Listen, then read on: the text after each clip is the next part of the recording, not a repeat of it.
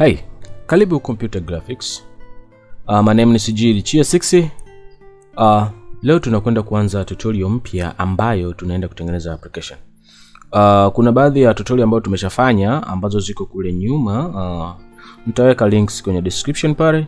Utakuwa unaenda unaangalia baadhi ya application, na pia nitakuwa naendelea kufanya tricks tofauti ambazo tutakuwa kama mtu hatazielewa tukiwa tunatengeneza application. Hapa tutakwenda kutengeneza application ambayo inaitwa pharmacy database itakayotumika kwenye pharmacy. Okay, hapa nimeainisha tables ambazo ni main tables ambazo zitakazokuwepo kwa sasa, lakini the time goes tunavyoendelea kutengeneza application tutakuwa tunaongeza baadhi ya table pia, okay, kulingana na data zitakavyokuwa zinahitajika. Hapa nimeweka mode of application. Ukiangalia hapa mode of application yetu ina administration yeye anafanya kitu gani? Administration ya watu ambaye atakuwa ni mhusika au tuseme ni mhusika wa ile application. Maybe tuseme ni owner of the pharmacy au ni kundi au ni kampuni. Kwa hiyo inamaanisha kwamba hapa administration ataweza kufanya registration of employees, yani kumonitor employees, okay. Atafanya drug registration ambazo drugs zitakuwa ni mpya. Atafanya employee registration, inamaanisha kwamba waajiri ambao watakuwa wanauza dawa, okay. Na pia atafanya verification of approval ya employee akiweka purchase order kwenda kwa supplier. Kwa hiyo hapa unaangalia administration anavyo monitor mambo yake vizuri. Kwa hiyo hapa ukiangalia kwenye application yetu tuna supplier tuna purchase order inaenda kwenye verification and approval. Verification and approval anafanya administrator. Okay, employee akishakuwa registered inamaanisha kwamba yeye kwenye application ataweza kufanya customer registration, atamregister customer, lakini pia huyo customer ataweza kumwekea order, atafanya dispensing, vitu kama hivyo, okay. Na baadaye pia tutakuja kupata ripoti ambayo inaonyesha user aliyemfanyia dispense na aliyeweka order pamoja na customer details pia zitakuwa zinaonekana hapa chini. Kwa hapa chini tutategemea mwishoni tupate reports and receipts. Receipt na report. Kwenye drug pia ni hivyo.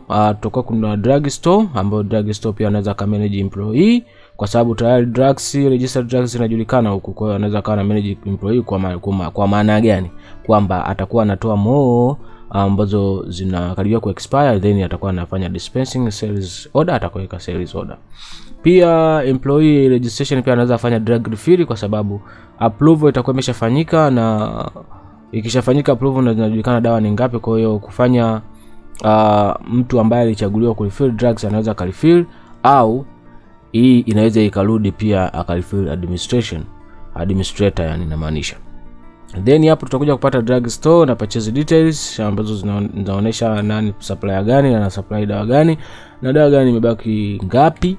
Hapa pia chini kabisa tutapata pia reports ya dawa, kwa inawezekana kwa mwezi, kwa mwaka na jinsi inavyotoka. Hiyo ndio mode of application yetu ambayo tutakwenda kuitengeneza. Karibu 6 graphics. Twende tukaangalie table jinsi zinavyokuwa.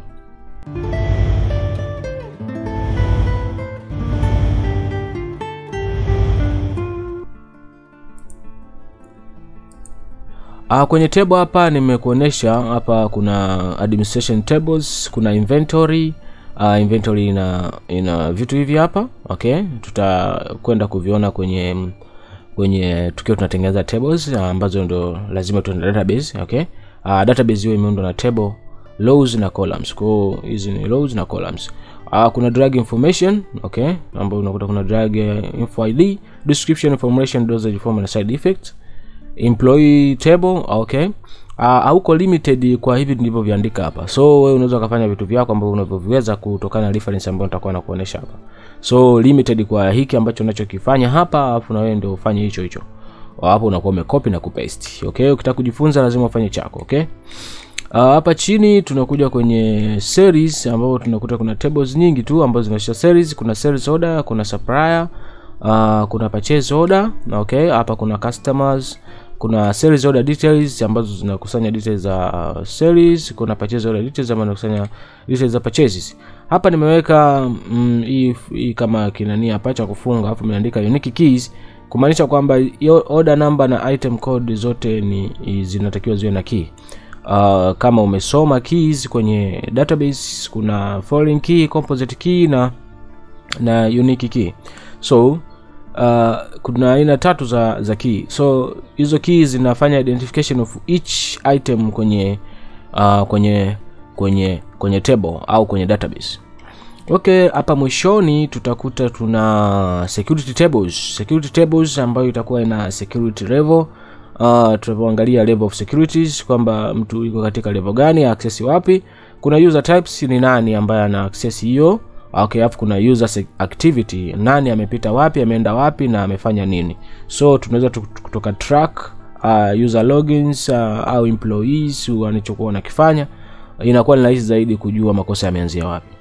Karibu tuungane kutengeneza hii application. My name ni CG6. Usiache kusubscribe, like na comment. Hiyo ndio shukrani yako. You are welcome.